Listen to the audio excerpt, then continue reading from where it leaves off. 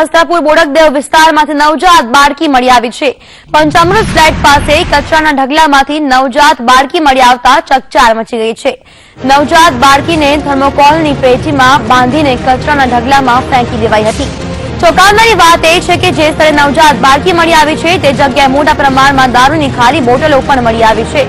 આપને જણાવી દઈએ કે પોલીસની પ્રાથમિક તપાસમાં બાળકી તરછોડાઈ હોવાનું પ્રાથમિક અનુમાન લગાવાઈ રહ્યું છે।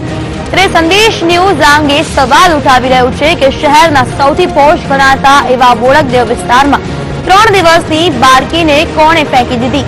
આ નવજાત બાળકીનો ગુનેગાર કોણ? માસૂમ બાળકીને કોણે ત્યજી કાઢી?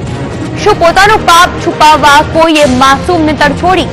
પેટ્રોલિંગના દાવા કરતું પોલીસ તંત્ર શું કરતું હતું? આવા અનેક સવાલો થઈ રહ્યા છે।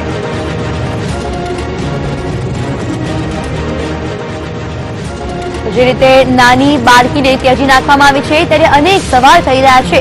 આપને જણાવી દઈએ કે બોડકદેવ જેવો પોશ વિસ્તારમાંથી આ નવજાત બાળકી મળી આવી છે ત્યારે સવાલ એ થઈ રહ્યો છે કે કોણ એવા વ્યક્તિ છે જે નવજાત બાળકીને તરછોડીને ચાલ્યા ગયા? તો આજ વિશે વધુ માહિતી આપવા માટે જોડાઈ ગયા છે સંવાદદાતા કુશાંગ સોની। કુશાંગ, સૌથી મોટો સવાલ એ થઈ રહ્યો છે કે અમદાવાદનો પોશ વિસ્તાર ગણાતો બોડકદેવ વિસ્તાર જેમાંથી 3 દિવસની નવજાત બાળકી મળી આવી છે ત્યારે પોલીસની પેટ્રોલિંગની કામગીરી પર પણ સવાલ થઈ રહ્યો છે।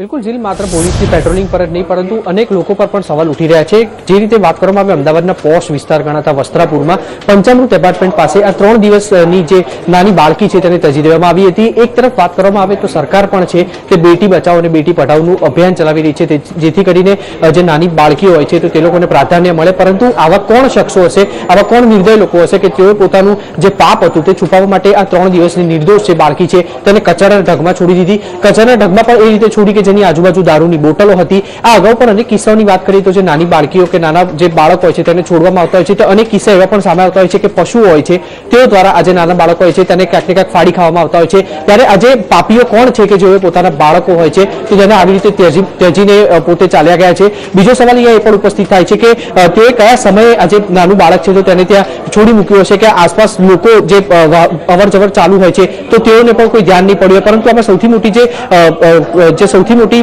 નિંદનીય કામગીરી કહેવાય તે પોલીસની ક્યાંક ને ક્યાંક સામે આવી રહી છે। કારણ કે પોલીસનું રાઉન્ડ ધ ક્લોક જે પેટ્રોલિંગના આદેશ આપવામાં આવતા હોય છે સમયાંતરે, તો આ પેટ્રોલિંગમાં પણ ક્યાંક ને ક્યાંક કોકળ દાવા સાબિત થયા હોય તેવું આજે બાળકીને ત્યજી દેવાનો મામલો છે તેમાં સામે આવતો હોય તેવું લાગી રહ્યું છે। ચોક્કસ તે કુશાંગ, ખૂબ જ નિંદનીય ઘટના કહી શકાય। નિર્દય લોકો દ્વારા જે રીતે બાળકીને છોડવામાં આવી છે, જો આ બાળકીને કંઈ થઈ જાત તો જવાબદારી કોની? આવો એક સવાલ પણ થઈ રહ્યો છે। ખાસ કરીને હવે પોલીસની પ્રાથમિક તપાસમાં શું માહિતી સામે આવી રહી છે?